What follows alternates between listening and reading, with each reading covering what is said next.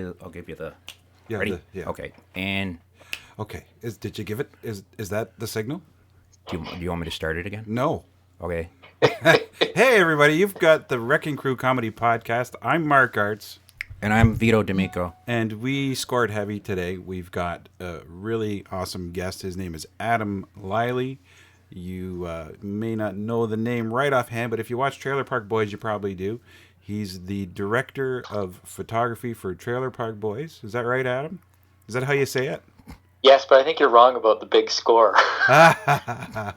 No. We're trying to sell Wouldn't this, Bubbles Adam. be the big score? Well, okay. Well, never mind. Let's just call it a day. Fuck it. He's touched Bubbles, so... Well, that's true. We've all touched Bubbles in our own way. But, yeah, so Adam, that's just one of the cool things that you do and that you've done. Not to mention the fact you're the director of advanced filmmaking at Fanshawe College. Is that right? Yeah, I was formerly the coordinator, and I just surrendered that title. But I teach full time, and in my 8th year, and it's been great. Yeah, it's been really a great run. I'm going to ask you later on about trigger warnings and safe spaces in post-secondary education, but we'll get to that. We'll get to that a little later. But so you're about to head out east again. Tell us about that. Yeah, we're just we are in the early phases of prepping for season 11. Believe it or not, I can't believe this show is going to season 11, but it's taken off all over the world, and Netflix has been this savior to sort of rejuvenate it and send it around the world, because you can go international with Netflix easily. Wow. Versus selling it to all these different countries. It's Netflix, so it's been great. Monday night the season 10 released, and I fell asleep after episode 5 with the laptop on my crotch. And I had to call it a night. So and they were on Jimmy Kimmel. It was really funny. It was great. That's awesome. So and your daughter had her birthday yesterday. Is that right? Yeah. Yeah. God, March is the birthday month for our family. Holy cow. Yeah. So did you like when you said you teach some students how to filmmake and stuff, do you ever get any that you just tell them, you pull them aside and just go, find something else to do? No, I would never do that, Vito. I would. I would I would just say you're hopeless. You suck at this. You're horrible. I've seen your work. You have no imagination. I had a teacher. In college, who said he was Chinese. So I'm going to do a really racist Chinese accent. He goes, if I was you, I would not be here. It's too much stress. I will be a mailman. You that stupid man. Yeah, it's too much stress. When a Chinese man tells you you're stupid, you are stupid. Well, it's a compliment, though. I don't know. I don't think it is. I take it because did you ever find out later that he was Korean? Oh, no. Because that ought to be a downer. No, he's pretty proud of his Chinese heritage. We should look him up. So you're a very nurturing person. You're not, you're very, hey, that's okay, that's acceptable. But there's I usually, I'll share a story. Like right now, we're in the post-production of their narrative films, and there's three of my colleagues, myself and 2 colleagues, and we sit through all their rough cut 1s, rough cut 2s, fine cuts, and I have to say, I'm usually the bad cop, and I'll say, I'm going to give it to you straight. This film is not working, and you're going to have to do this, this, this, and this. And it's constructive criticism, but we're very honest, and I it's great to see their films change and get better with every step, but I made shit when I was in film school.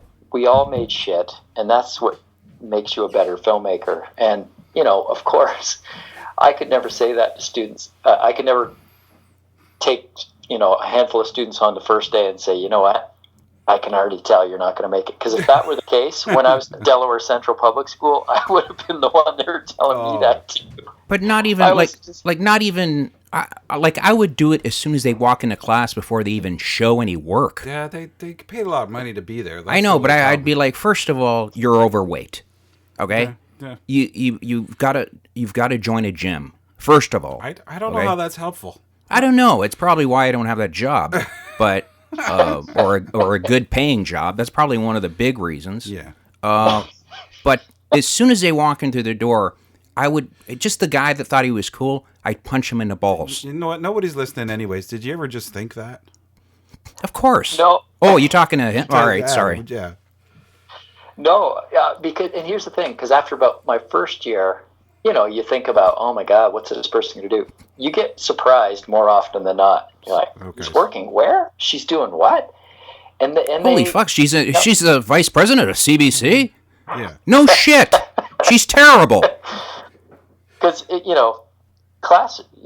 classroom book learning, as Ricky says, isn't for everyone. But getting out in the industry, being on a film set is like a collection of misfits. Anyhow, we all have.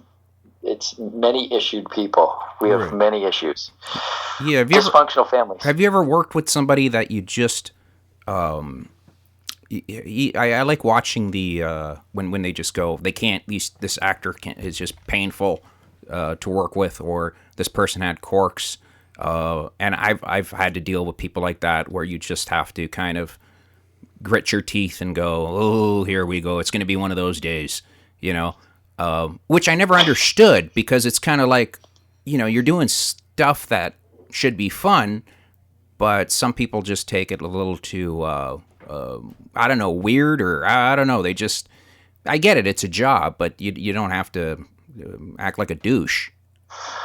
Oh yeah, Jesus Christ, yes, I've run across that, and it starts in film school. We don't let them pick their crews. We put them on crews, and then there's always conflict, and then we explain to them, you're not, in the real world, you're not going to be able to pick who you work with most of the time. Right. And but let's take Trailer Park for example. It's so refined now. I mean, there's people I've worked with on season 1 that are still on the show, and when we relaunched season 8, Halifax was so busy that we kind of just had to take whoever wasn't busy. And a few of those people aren't around anymore. Right. Because it's attitude, right? It's attitude and hard work and fun. You got to be fun. You got to have common sense. You got to be able to work hard. And but oh yeah, man, oh God, I've worked with some real arseholes. Okay, so name some names. Yeah, go ahead. It's Ricky. No. No, I'm just kidding. You don't have to name names. Nobody's listening, but you don't have to name names. Mark Arts. Mark Arts. Oh, fuck. That guy. Say my name. It's box office poison. They just go, oh, fuck. This is. Are we filming an abortion? What are we filming today? That's, I mean, hurtful. That's what the director said to me once. As soon as I walked out on stage, he's just like, "Here we go. The abortion just walked out." Oh, yeah. That's it just. I don't see how that's productive at all. No, it's not. That's what I said to him. How can that help? How can that help things move along? Well, he kept saying, "Truth hurts. Truth hurts." Every time I tried to say something, he's like, "Truth hurts. Truth hurts." Wow. Oh, he's a fucking child. All right. Sometimes I'll look at, we just found out we use revolving directors on Trailer Park now, so it's like every 5 days we have a new director, and I saw the list. It's like, great, oh fuck, great. Because some are, pleasant and great, like, really fun and, God, and then some of them are just a little bit too aggressive, taking life a little too seriously. Yeah. And then sometimes you look at your call sheet and you're like, oh God. Right. And you look at, who's in for the day, and you can tell whether there's going to be many takes or not many takes. Right. Sometimes there's many, many, many takes. Yeah, that's stuff that but I always thought it was the same producer, the same director. It used to be Mike Lamberg, right. And then when we launched in season 8, we went to this revolving style, and I think the reason is the Ricky, Julian, and Bubbles, Mike, Rob, and John Paul didn't want somebody taking over their show. And if it was one director through the whole time, all of a sudden they start to grow bigger muscles and become more powerful. Right. And and so it's up to us. We are, it's sort of directing by committee for certain things. Like usually they don't come on set and tell us how to shoot the show. We know how to shoot the show. They're focusing on performance and getting the funny out of it, and getting what the editors need. Yeah, they kind of lean on us to just know what we're doing. Right. Yeah, like to get somebody to come in there and just shoot the show the way they wanted that will be a failure. Oh, it was we had a really, really tough one there a few seasons back where it was like talking metaphors and allegories, and it was like, no, this is Trailer Park. Yeah. Yeah. I always go, like, anytime I get an oil change, the guy goes, hey, you want the fucking the $180,000 oil, or this, we got this filter, or we got this type of filter. You need this for you. And I'm like, dude, it's a Kia, okay? Yeah. Like, are you kidding me? Like, just give me the oil change, the $29.95 oil change. I don't need the. So people will always take it to for some reason they come on set, and I've seen this, and it's like, we know what we're doing. We don't need Spielberg. We just we know what we're doing. Just all you need to do is get us in the right shot. That's it. Just make sure we're in the shot and it looks good. Yeah. That's when it gets to the point when you're frustrated and you're saying, dude, you're a tool. Okay, you don't need to overdo it. This isn't Clockwork Orange, or there isn't going to be Beethoven playing here. There isn't anything like that. Just shoot the fucking show. Have you watched any of the tapes? Yeah, we had this one guy who wanted these shots that would start, with the shipmobile fucking half a kilometer down the road, shooting them arriving and then turning around and then pulling into the funeral home. And it's like, do you know what's going to happen here? Jesus Christ. Yeah. You got 22 minutes, buddy. 4 or 5 takes, and we're locking up traffic. It's like, oh, God. Yeah, but you're also fighting the clock, right? You would think. Totally. Yeah, you're totally. You already know when you're used to the 23 minutes that you need, for sure, you need specific shots. But then there's shots like that where you just go, that's just a waste of time. Even the editor tells me, don't swish pan off something onto this. He's like, I fucking cut that stuff out every time. I'm talking, that's 1 second, 2 seconds. We're talking, 40 seconds. Yeah. But that's a huge chunk. That is a humongous chunk. Yeah. So it's interesting. I'm not a name dropper at all. And It was Ricky. Season 8, somebody who came in and really showed me and trusted everyone was Jay Baruchel, and he came in. He was our last director, and he came in and he's like, I'm not going to fucking tell you how to shoot this. Right. You guys know what you're doing. And he was just totally focused on performance more than any of the directors that season. And he knew, because he's such a pro. And he got the funny and he got the jokes, and we did what we do. Because a director's really, it's a part of the machinery. Yeah, right. And it's an important part, but for sure. Yeah, I make it's not the same scale. I make the same comparison when we're doing artwork for somebody for advertising, and you get somebody from the marketing department comes in and says, I think you should change that font to Helvetica and maybe add a couple point sizes to it. Right. And that's just something they learned on the weekend from their cousin Bilbo, who worked in a print shop 40 years ago. And then they come in and try and tell you how to do shit. And it's the same in any art, creative art, where you have somebody who is going to come in and tell you how to fucking do stuff, and it just gets frustrating and creates bad blood. Right. So it's refreshing from our point of view too, when you have a customer that says, you do what you do. And Adam did this a couple of weeks ago with the film camp shirts. Do something, and 9 times out of 10 people like it when you do it like that. Yeah, but you know why they do? Like, I can understand if they're doing that if it's just you're starting off. Like if it's the first show pilot. I get it if somebody comes in and goes, listen, why don't we do this? And you could say yes or no to it. But if you've got a formula that's been working, Trailer Park is people go, it's Canadiana, right? And there's a reason why. It's just the way it's shot, the way people speak on it. And if somebody comes in there and says, let's shoot this like Terminator, okay? Or a love story, or let's do these John amazing, Woo. Release some something pigeons. that where that it's just all it's going to do is put a fuck up the wheel, Yeah. and it's just these guys are looking at their work saying, I don't want to get canceled because of this shit. Yeah. And you could Yeah. see, because it's work, right? Sure. You're sitting there saying, this is my job. If this guy comes along and fucks it up for me, because, he wants to be, Cecil B. DeMille. yeah, he wants to be that, some amazing, hey, let's change it for him. Let's change this around. If it isn't broken, don't fix it, okay? Just leave it the way it is. It's been working for 8 seasons. People love it. People absolutely adore the show. And it's funny when people go, Trailer Park Boys, I don't watch that. And then give them a couple of beers and they start talking like fucking Ricky. They know every scene from, that Bubbles is done. Yeah. Leahy's the best. Yeah, I love Leahy. Yeah. What's it like with him? He's such an amazing guy, and on and off screen, and he often comes when they're coming through town. He'll come and talk to the students at Fanshawe and in the film program and give them a directing workshop. And he's just a great guy. He's the one actor who actually came from he really is a trained background, and I'll tell you this story.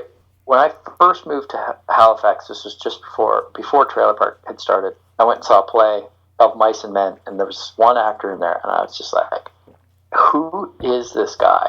And it turned out it was John Dunsworth. And then a year later, season 1 Trailer Park started, and he was Leahy. And I was like, I had to tell him that story because I was so blown away by him. And you see him in all these other films and shows, and he's a great guy. He really is. You could tell that he's got the chops. It's pretty apparent that he's a pro when you watch the show. Not to slight any of the other guys in any way, because they all do a great job in the roles that they do. Except Ricky. Except Ricky, he's a dick. But they all do a great job. But you can see the difference. But I don't think it doesn't really hurt the show that you've got a guy like that on there. I think you need a guy like that because he plays a drunk sometimes, and I'm sitting there saying, is he really drunk? Because he does a great job of being a drunk. Sure. Where if you ask me to play a drunk, I'm faking it. No. And I would say to you, okay, guys, just give me about half hour because I'll need to chug. Yeah. And I had an actor like that on set where he was fantastic, but he would as the day would go on, he would drink more and more, and it would get worse and worse. The priest, and it would get worse and worse, and he'd forget lines, and just he's like, next thing he knows, he's like, do you guys want me naked in this scene? And it's like, no, yeah, it's just he would do anything, but where Leahy has those chops of he knows how to act, you could see that, and the show definitely needs. I think he's, what the beauty about why the show works. There's not one star. It's just it's an ensemble of guys that you could see yourself. You kind of knew growing up, or right now. Everybody knew a Leahy. Believe it or not, everybody had a buddy like Ricky. Everybody. Right. So there's that where you could look at these guys and just say, Jesus, we would fight over a piece of hash. And, I know. And that's the way, believe it or not, shit like that happens. Sure. Go to the store, pick me up some jalapeno. I said that for the longest time. I swear to you, I did, because I can't read. Yeah. And finally somebody said jalapeno. I said, yeah, bullshit. Then I watched a show where, Ricky says, get me the jalapeno. And they go, Ricky, it's silent, and I felt like a fucking idiot. Well, that's yeah, that's you. Sorry. You feel like a tool, but that's why the show is so successful. And there's got to be that feeling for you that this is like it's a family watching these guys over the years. You've worked for them for 9 seasons. That's got to be like something like a brotherhood. Oh yeah, like. Next week, I don't know why they keep asking me to come back, because I honestly, truly believe that they could find 1,000 other DOPs in Canada that could do the job technically better than I can. Oh, your false modesty is breathtaking. But- But anyway, No, it's because they're true. comfortable with you, Adam. That's why. That's what it is, and that's what I've come to the conclusion, because I know them so well. I don't fuck up. I know so much about them in the show, and we have a friendship. It's called blackmail. So next week, I'm going to Amsterdam for a 1-day shoot. We fly out Monday night, scout Tuesday, shoot Wednesday, fly home. And this is to finish the Europe episode. oh man, Oh, that sounds awesome. Go So check I out the was- hookers. Pick me up some hookers. yeah, Is Amsterdam the hookers? yeah. Amsterdam's the hookers, but don't bring your camera there because you'll get punched out. Yeah, don't. Well, bring the camera, but I'll give you mine. If anything happens, I know it happened. Okay, Right. bring back a hooker. Bring back a hooker now. Yeah, because that's they. In a Call, suitcase, a duffel bag. Is she alive? Wow. Is he or she alive? That got I dark. don't know. Do whatever you feel. Surprise me. Live in the moment. Yeah. Nice. You're gonna go there and shoot for 1 day. So when you say we were there in the fall, and they've packaged the 8 episodes. We did this European special out of the park, and I always felt that when we came back, we didn't quite get everything we needed. They've been able to cut it together, so we just need to pick up one scene with Sebastian Bach partying on a houseboat and some interview clips, and to make 2 episodes out of one long one. So that's what we're doing. Oh. Yeah, He seems like a pretty fun guy too, Sebastian Bach. But is he? He's not Canadian, is he? I think he is. Is he? Yeah, I think he is. What a guy! Like a good sport, and fucking the. Did you see the train, train episode? it's my favorite one. The Swayze Oh yeah, Express. yeah. It's one of my favorites. That was, I don't know how you kept. Were you there when they were when Bubbles had the what's his name, the mannequin? What was the mannequin? God, that mannequin! But Bubbles just kept kissing. When he had Conky. Conky. Oh, yeah. fuck, that Where was he creepy. was just giving people kisses, like fight, like just. Yeah. Where he'd go up and get. How do you not crack up? Because, do people on set just burst out laughing? Oh yeah, we laugh a lot. Yeah, for sure. But that's when you know it works. For sure. Like, getting back to when you were saying about Leahy drinking, I've been around them for 15 years now.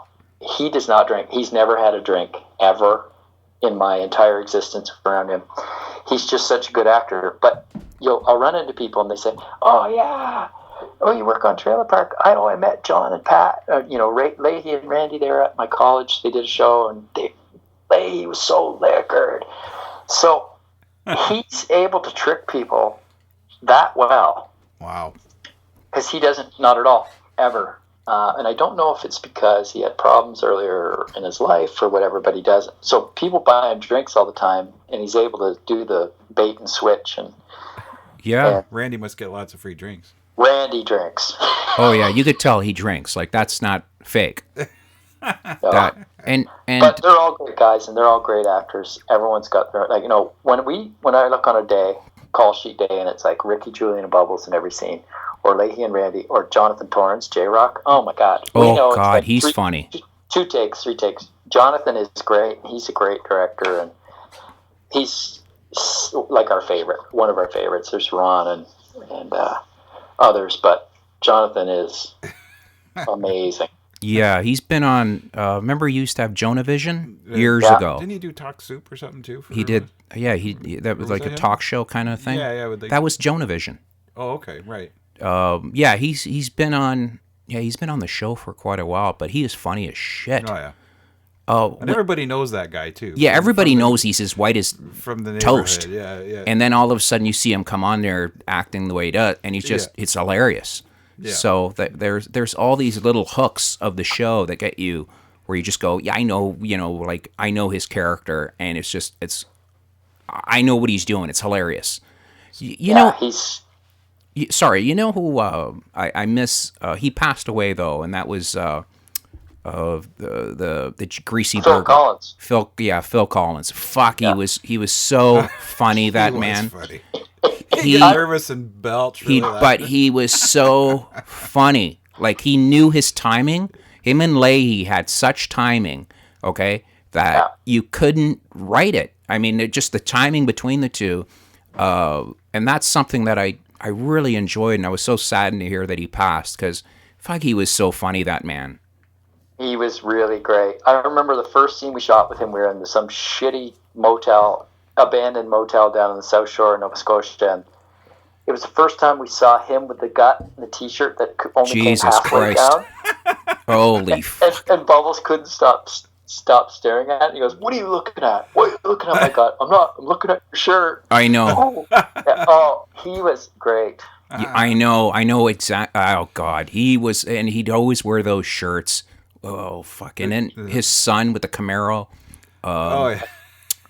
Oh God! Bam! I do that with Catherine, and she hates me. Oh sure.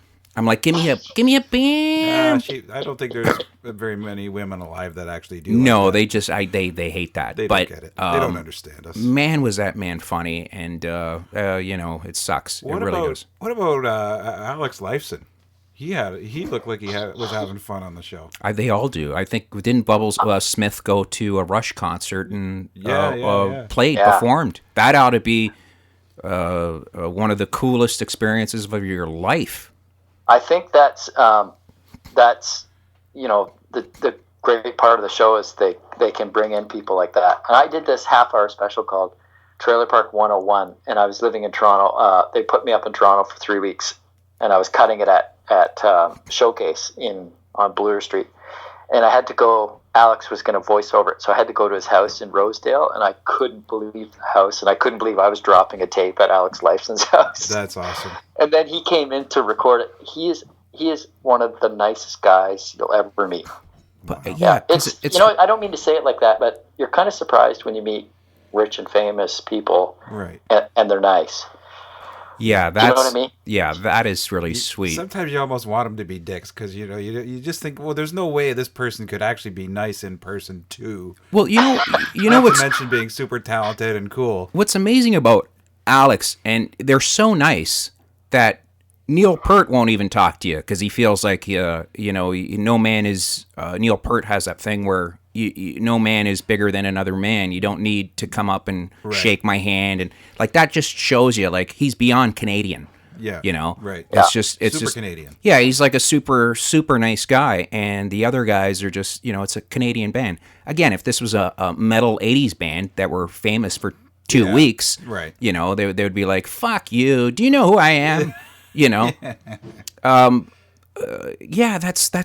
the beauty of the charm. I think it people watch the show and they remember over the years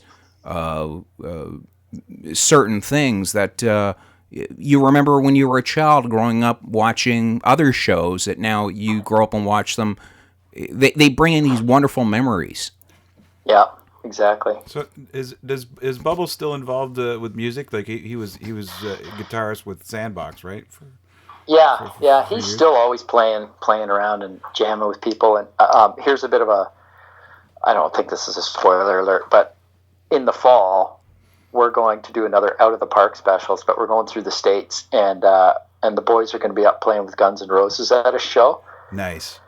It's just cool. And when we were in Amsterdam the first time in the fall, we went to one of the episodes had them involved with Crosby, Stills, and Nash, and so we went to a show and they were backstage and they got up on stage, which resulted in a big fight between Crosby and Stills for real, because David Crosby's a crotchety son of a really fuck. Oh my god, he looks it. This is what we need. We need this kind of. What happened? Like they just started yelling at each other? So everyone was their manager. Mike Smith knows their manager, so he worked it all out. So we went to the show. We're backstage. We meet Nash and Stills. They are amazing. They're fans of the show. They're amazing guys. We're back in their dressing room, and we shoot the little sketch we're going to do. And David was supposed to be part of it too, but he legitimately had the flu or something. He skipped sound check and all this other stuff. So we wrap out our thing, and then they come up back to Mike and they go, "How would you like to come in after the intermission on stage and sing Liquor and Horse for our audience?" Nice. And Mike's like, "Oh my God, this is a dream come true," because they were huge back then. Yeah, for sure. And they've been involved in so many different bands. So we go up on stage. I'm up there filming, and the average age of the audience member is probably 87. 60 plus, Yeah. and a few of them knew Liquor and Whores. Anyhow, they got them in a big group sing along, and Stills and Nash are harmonizing with Bubbles singing Liquor and Whores. Oh, Well, that's incredible. they finish the song. We're exiting the stage, and Crosby comes up and grabs Stills by the collar of his shirt and starts shaking him. He's going, "What the fuck was that? You want to pull this shit and don't tell me? I thought we were a team." And Oh he my says, God. Fuck off, David. You're some fucking crotchety gold cocksucker." And they were pushing each other like it was like a fight was about to break out. And anyone who was looking like stage right could have seen it going down. And I turned around and I kept filming, and you can see the shadow. They're all backlit, so you can just see a shadow of guys pushing. Holy shit. And if you went back to 1973, the exact same thing Probably happened. doing the same thing. Yeah. More Canadians coming up and fucking up Crosby, Stills, and Nash, just like Neil Young did so long ago. Yeah, like that is so that must have, I don't know. I don't like that would have just taken me back, but I you don't feel wanted, You feel like shit, man. Like why are you Jesus guys Christ. fighting for So fuck's I sake? bet the crowd probably figured it was part of the show. No, I like that. That would have been nice if it was though, but I Yeah, don't. really. That would have been great if they actually if that was part of the show. Bubbles broke them up. Yeah, Bubbles like starts singing a peace song or something like He's just Yoko Ono. yeah. Oh God, Yoko. But can you imagine those two trying to regroup to sing their beautiful harmonies after that pushing yeah. match, like almost coming to blows? That's just yeah. Some guys can great. do that. Like I guarantee you, Neil Simon and what's the other guy's name? Art Garfunkel. That's it, Garfunkel. Paul Simon. No, Neil Simon's the Oh, okay, playwright. Paul Simon. Yeah, Paul Simon. Yeah. And Garfunkel. See, I didn't even know Garfunkel. Yeah. That's when Garfunkel used to be the dick, Yeah. right? Yeah. And you know what happened? Like that went to shits. Sure. Everybody forgot about what's his name? Garfunkel? Yeah. Everybody forgot about him until he wrote that haunting tune, the one with the under the bridge with the bunnies. Yeah. What? Dan, well, he wrote that haunting. It was a really cool tune. It was the one about the rabbits. Remember that movie? You're on acid again. No, it was a movie. Adam, do you know what movie I'm talking about? The one Under the Bridge or Water Down Under? Sure. Blackwater Down. Yeah, or something like that. Something like that. He So- wrote Garfunkel wrote that. Okay. And nobody, everybody Gray goes, Lady Down. no, Water Bridge or something. It was about the fucking rabbits. Anyways, tell me about the so rabbits. what happened is I guarantee you Garfunkel called Simon and said, "Let's just hook up." And Simon said, "Are you going to be a dick?" Well, yeah. You know what I mean? Knows. And he Nobody goes, knows him like that. and Garfunkel goes, "I'll be cool." He goes, and he's like, "I swear to God, if you act like a fucking child, like you did in '73, you're out." Punch you right in the dink and walk No, away. and that's the way it was, But Yeah. that is just like I could see that happening. You've got to tape this with Axl Rose because he is one of the moodiest dudes on the planet. I would be worried about that shoot even happening with him because he's so unpredictable. Where he agrees to do something, then all of a sudden, it's like no, I don't care. I'm not doing it. Like he's just one of these guys. Well, Go ahead. Yeah, he really is. But one of the characters that's built into this whole European thing is the tour manager, and in real life, his name's Tom Mayhew. In real life, he's Guns N' Roses tour manager from day one, and still is. And Mike Smith is he goes to Japan with Axl, like they're buds. But that does not guarantee that he won't be unpredictable or cancel on us because he's a lunatic. Yeah. Yeah, right. Or reputedly to be. Yeah, he won't listen to this, so don't worry about it. Yeah, He's yeah, not no. going to come back and go, "I heard that fucking shit you said, pal." Yeah. If this is what pushes him over the edge, then he was a little more fragile. than I Didn't thought you he was. notice I thumbs it down? Sorry, Axel. I took back a little bit. I was just saying how. Mm-hmm. Oh, Yeah. Just for that, give us back the bandana. I'm gonna send this directly to him. Could you imagine if he asked for the bandana back in front of Bubbles? Go far. And it's just talk about like just crying. Like I would just literally start crying. And Bubbles, how is he in real life? Because I heard that he is nowhere like the character he plays. I've seen him without the glasses, and it's night and day. Oh yeah, he's the one. He's the one that can get away in a crowd. The other two, they look too much like the way they do. They're all great guys. Who's your favorite? Like if you had to choose, just say you had to go to jail for like 1 year. Who would I want my cellmate Yes, to be? you had a cellmate, and you really, Adam, I'm serious. You had to think about this. Like it's 1 year, and you know what I mean. You do get conjugals. You do get like I'm not saying sexual. You will get your conjugals, so don't think I've got to do shit. Pretty big. Julian's pretty big. Yeah, dude. you know, Julian's just... Once he gets a hold of you, it's all over. Yeah, you don't want to really go down that road. But... It would be Cyrus, okay? Oh, Cyrus. I wanted to ask you about him. But Cyrus, he looks like he's been in jail. How is... For Cyrus, how... Like, he does a great job. How is he, like, as a person? Like, they bring him out, though. How is he? Is he nice? Or of course you're going to say he's nice, but how did they find Cyrus? Like, when you're one-on-one with Bernie, he's a great guy. You get him into kind of a group, and then he becomes, like, cool Cyrus. Like, he's... Oh, my God. He had a clothing store in Moncton years ago, or even up till a couple of years ago. And he would be selling headshots of himself, and like he thinks he's. I nearly threw up. He just about spit his coffee. Holy shit, that's funny. And he got really pissed off. Fuck, what happened? Last year, he's not in season 10 at all because he kind of fucked the guys over the previous year. And they completely didn't write him in. And I don't know if they'll ever write him back in. I don't know. What a stupid move. What a stupid move. Vito would be more than happy to get in there and be the new Cyrus. Yeah, if you need a Cyrus, like I'll totally... He's even Can you give me a Cyrus impression? Yeah. Fuck you. He's Fuck even you got guys. He is... that's something I don't understand. Like, why would you screw up a great deal?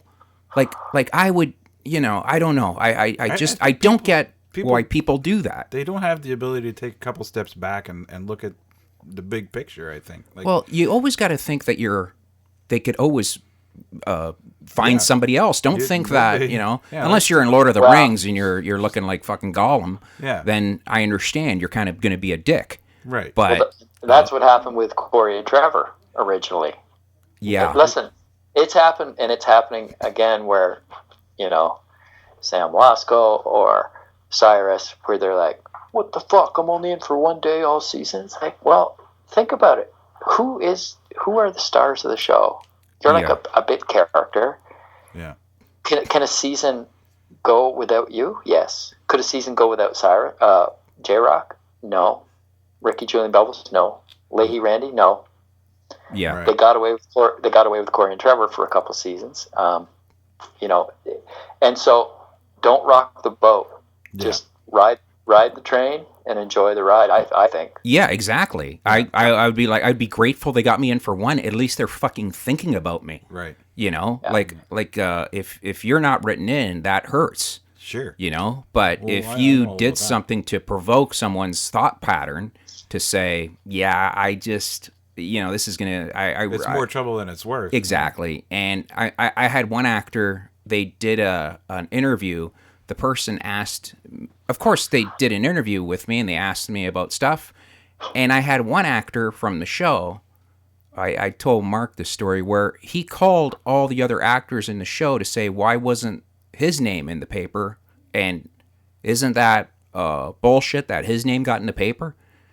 And I just thought, is this guy, is he crazy? Like, what, like, are you seriously, do you really think that especially a show like Trailer Park Boy. It's called Trailer Park Boys. It's not Trailer Park Boys and Cyrus. It's there's a story every other week, and if you play your cards right, maybe you'll get in more shows. Like you see it all the time too. Do a good job on the show, make people like you, make the audience like you, and you'll get written in. Well, how many times you bring in Conky?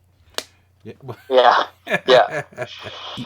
You know, and that's the same with any crew member too. Like if I went and started bitching about, I want a raise or I want this and this and this, they would just go next. Yeah, exactly. I've seen two crew members lose it on each other. The camera guy was losing it on the sound guy, and Scott's probably going to listen to this. He was on set when this happened, and I remember the actors sitting around going, "What the fuck is going on here? Like, this is ridiculous. This is not. This isn't normal, you know." And there was just how do you do a scene when you viscerally hate each other? You know, you just know that nothing's going to come out right, which I don't understand why. Guys, we're out shooting. This should be fun. Just to do a simple scene.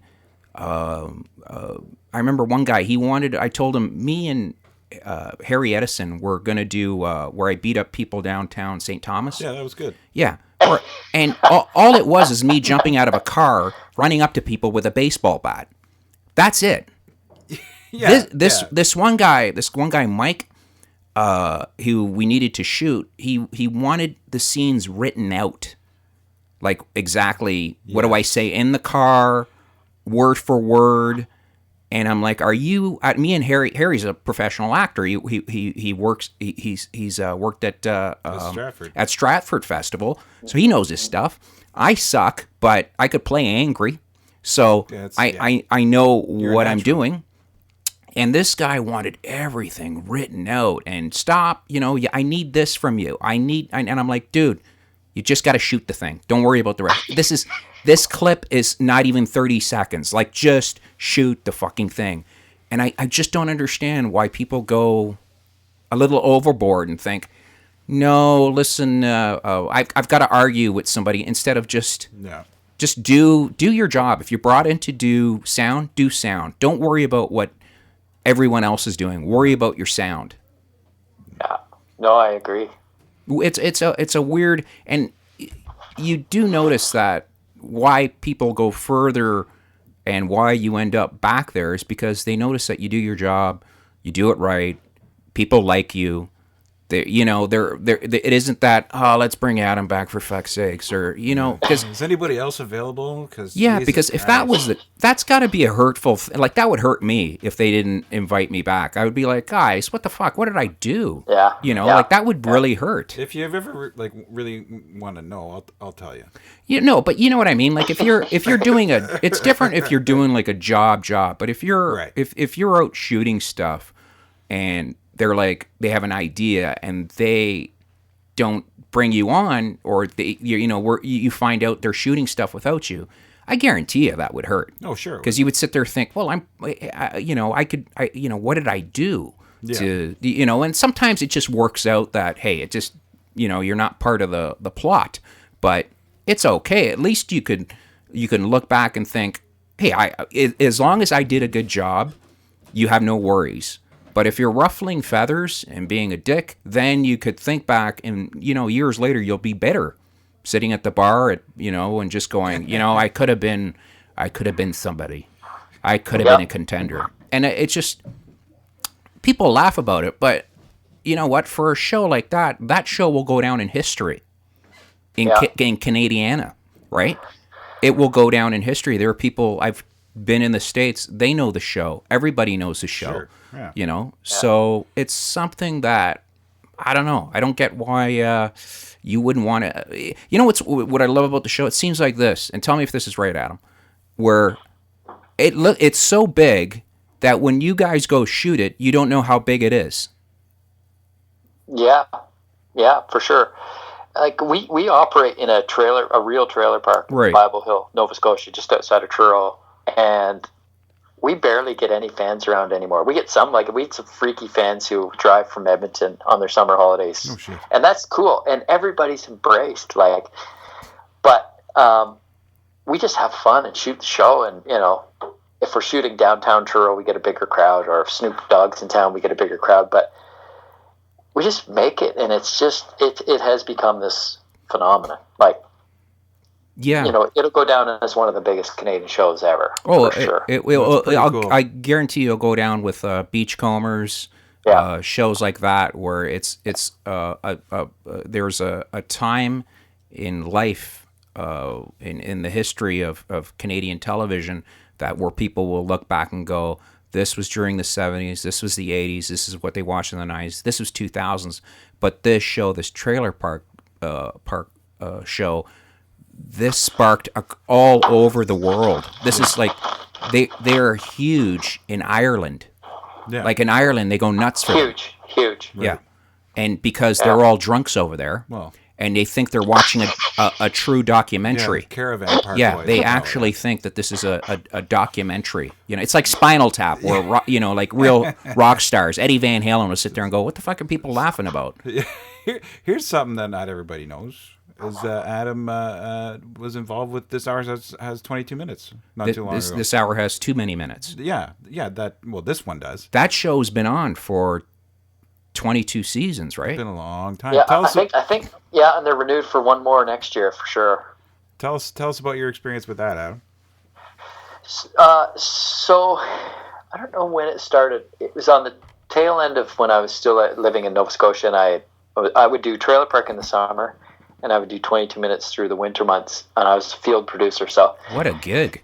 it was a great gig. I had no family, kids, responsibilities, so I flew wherever we were shooting the field pieces, and you're like a field director. You got a camera operator, and then the host, whoever you're doing the piece with. And it was everything from, you know, we flew to Moscow to plant the Canadian flag in Red Square. We went to, you know, Cancun, you know, NBA All-Star games, Ottawa for all the political ambushes. You know, Conrad Black was one of my favorite ones. Oh, shit. Do you remember when Carolyn Parrish stomped on the George Bush doll?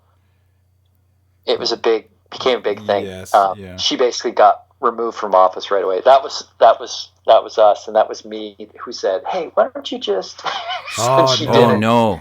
That And by the time we got back to Halifax, it had already hit Fox News and everything. Holy shit. Wow. Yeah, it was awesome. So it was amazing. Do you ever drive by and see her on the road, like Yeah. drinking a Pushing the shopping cart. just Well, sitting there and you throw her a loony? She might be. I think she might be. She was running for Hazel McCallion's position. She was running for mayor of like Oakville, Burlington, Mississauga, whatever district Right. that is.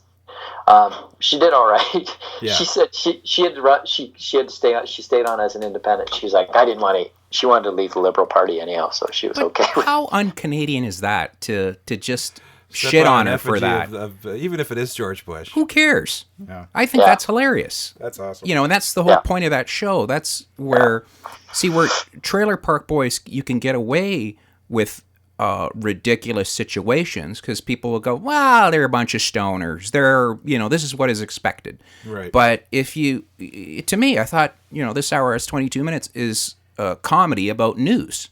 Yeah. So Yeah. what is the problem? It's like the Daily Show for Canada, right? Yeah.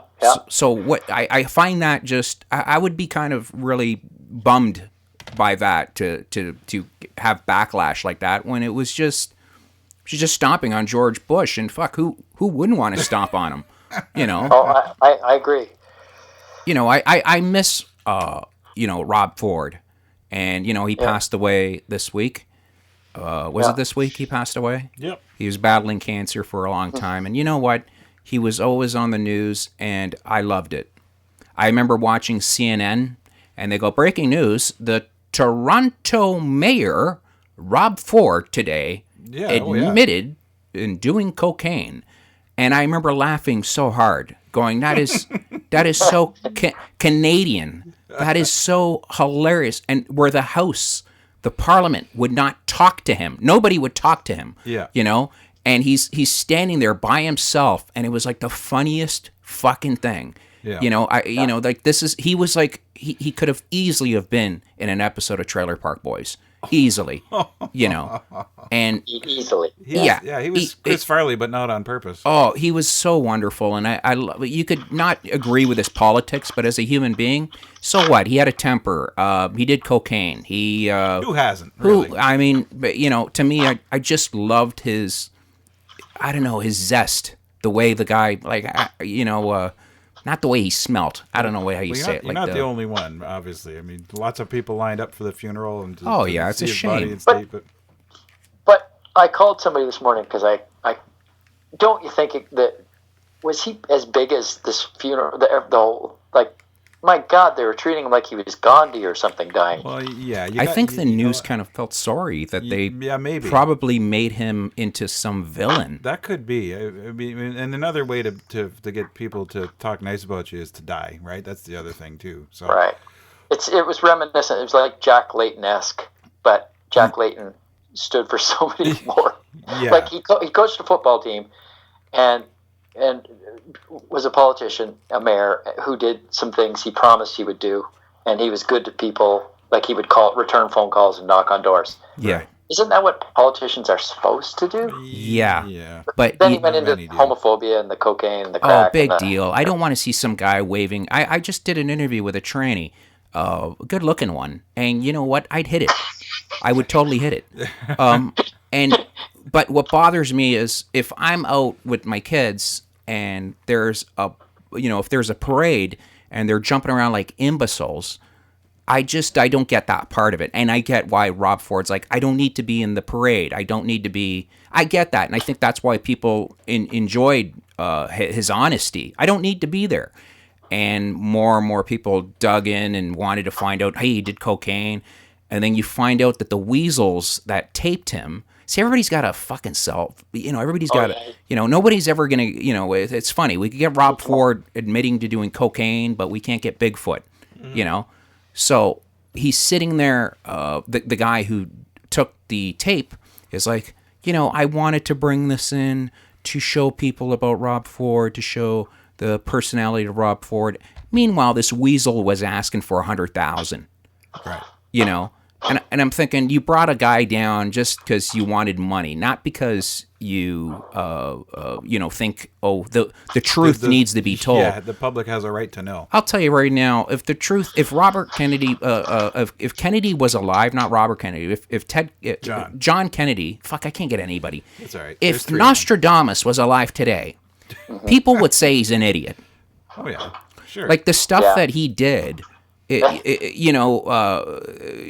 days you cannot get away with it, and the beauty of Trailer Park Boys is they get themselves in such embarrassing situations, on purpose. But you sit back and watch us, going, "Yeah, I could see this happen." Right. I wouldn't want Ricky to be the mayor of my city, though. Like we've all tried to shoot porn in the basement while the wives was out. Yeah. Sure. And you remember that whole shit that happened. I tried to get a swinger here. Burned my ass on that light. That was horrible. Yeah, the wife found out, and that was a kibosh, right?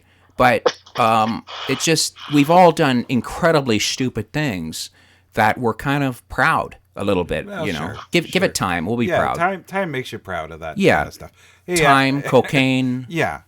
Hey, Adam, we're running out of time. I know you've got to get back to herding the kids into some normalcy. What? Yeah. But you mentioned Hunter S. Thompson. Tell us about that. Yeah. So, my two main loves are documentary and comedy. So, half the time I'm sort of straddling both lives. And my first feature documentary I made, I can't believe CTV ever commissioned it. It was originally called Cheeseburgers, Guns, and the American Dream. They didn't like that title, so it became Come On Down, Searching for the American Dream. And I painted a Cadillac up like the Canadian flag, and I drove it through the States for 7 weeks. And partway through the trip, we started out, we had a bit of a plan. And after the first week, I started to panic because I wasn't really getting many good characters or getting much gold. And it was when we got off the main highways and started traveling down the back roads, and we started to find all these golden people. And I went and did a shoot 'em up course in Las Vegas. And when we were there, he said, you gotta go find Hunter S. Thompson. He hangs out at the Woody Creek Canyon Tavern, and he's always there. So we're like, all right. So we're gonna go back through Aspen, and so we arrive in Aspen. We go to the Woody Creek Canyon Tavern, and we meet the owner of the bar. And he invites us back to his house and lets us stay there. We stayed there for 3 nights in this beautiful mountain home with his family. Holy shit! Freak Canadians in this whacked out car. And we told him that we wanted to interview Hunter, and he said, "I'll get you an interview with Hunter." He said, "Here's his phone number. Here's his fax number." So I called over the span of 2.5 days. I probably called him 20 times. And I drew a picture of the car with me, and I told him what I wanted to do, and I faxed it to him. So finally, on one of the last nights, I call him again. He picks up. Clearly, he heard every other one of my messages. Oh. And he goes, what the hell was all this about? Brr. And he was really gruff. Anyhow, he agreed to meet the next night at the tavern. And so I got to interview him, and when I first, I was scared shitless. I wasn't scared because I was in the presence of some famous writer. I wasn't even a Hunter S. Thompson fan.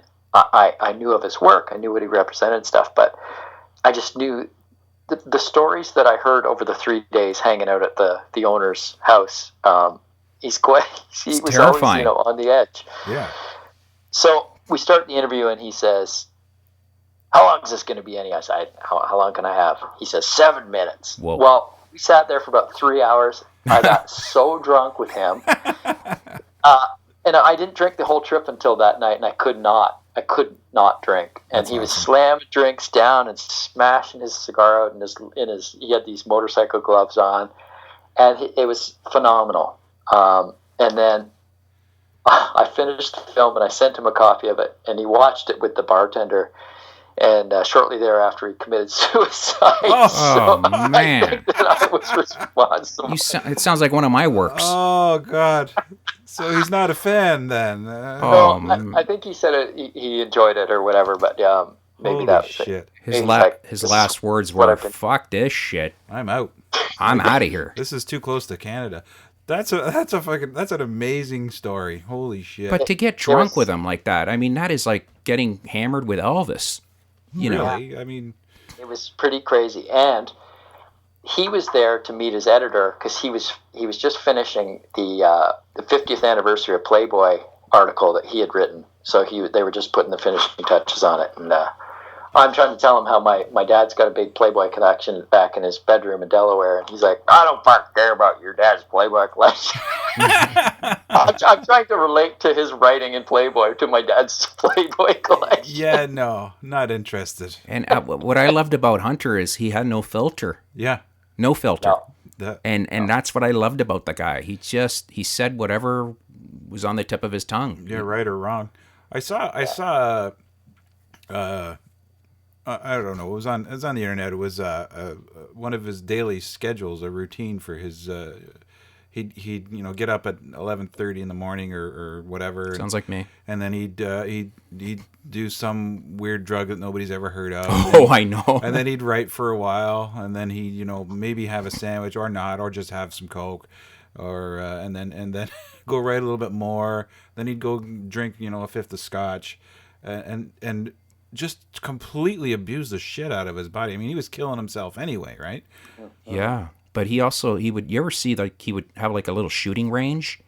Like guys were telling me he would have a shooting range. He'd fill up the bottles full of gasoline. Well, why wouldn't you? Oh yeah, and when you shoot them, you blow the shit out of them. Oh, that's good. He loved dynamite. He loved firecrackers, anything to blow up.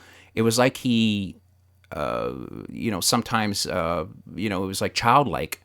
Where his behavior was kind of childlike, where he wanted to do some pretty crazy things. And So you did some Coke with him too, didn't you, Adam? You did for sure, right? I actually, when he got up to leave, this was the sad part. He was completely there. But he had just had both hips replaced. He couldn't walk. Oh shit! So they had to essentially carry him to the car. And we all walked out with him. We're like, okay, we're coming up to your house. And he goes, fuck that, you are.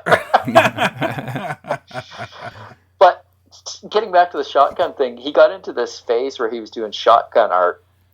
And he'd take these Ralph Steadman prints and he would shoot them with a shotgun with paint and everything. And so he had a huge bar tab at that tavern. And the owner reminded him of it. And so he came down to the tavern one day with this beautiful Ralph Steadman print that had been shot with a shotgun full of paint. And so this guy, when we were staying at his house, he pulled it out and he goes, here's the $10,000 bar tab. Oh, fuck. Whoa. He might be right, though. You could sell it for, oh my God, it'd be worth a lot. Oh, for sure. Yeah. And just that's the way he was. He got banned. He got barred from the tavern for a period of time, and he was pissed off. So he came in and he launched a smoke bomb, like a military grade smoke bomb, into the tavern. What a dick, eh? Oh fuck! That's what he does. Oh yeah, I love him. You try that at school now, and you get upset. No, the shit he did was absolutely terrifying. But yeah, that's just the way it goes. I miss him too. There's so many that have gone that I miss. No, that is cool that you've got a story like that to tell some. We sure appreciate you telling us here tonight, Adam. We know you're a busy guy and you got a lot of things coming up. Is there anything you want to tell us about? Anything you want to plug? I just got approved for a sabbatical next year, so I'm heading off to do 3 big trailer park projects, which is the new season, the fall project, and then I think it's a movie we're doing the following year. Awesome. And then I'm still working on this Banditos Massacre documentary, which I'm actually on my screen right now. I'm looking at. I have to phone the. We're close to a deal with W5 CTV for that. Well, that's awesome. Like the Banditos, the bike gang. Yeah, the whole that whole massacre that happened 10 years ago. Oh yeah. The Kellenstein. Thing, that was really. God, you bring that up now. Okay. That'll be for next week's podcast. Show up with Hell's Angels jacket. And just just walk in through the door and go, where the white bitches at? No. No. I wouldn't do that. I would. Well, if there's a student that you don't like, and you need to just go like this. Tell him to do that, and just go. It's part of our to see if you get in our gang. It's a test. Initiation. Yeah, it's a test. Go and punch a Mongol in the face. Yeah, one of those. Yeah. Yeah. So that's really cool. I would love to hear how that turns out, Adam. Yeah. Well, thanks. I'll let you know as things proceed. I'm going to do it one way or the other. It's either I have Plan A, which is with the full budget, or Plan B, which is I've got a plan to make it with very little money. It won't be it'll just be a completely different film, but it'll be around the story. That's awesome. Well, if anybody can do it without a budget, it'd be you, because we've seen your work, and we really appreciate you taking the time with us today. Adamm Liley, he's super cool, and he's a good customer of ours too, by the way. Right. TNT Shirts, Worldwide International. Thanks again. That's Adam. right. I got to get some shirts. I got to get some swag for the camera team out in when we go for season 11. So I'll come by. Let me know. We'll take care of you. For Vito D'Amico, I'm Mark Arts. This has been the Wrecking Crew Comedy Podcast. Everybody have a great night. Thanks, guys. Adam. Thanks. Thank you so much. Ciao. Okay. Bye now.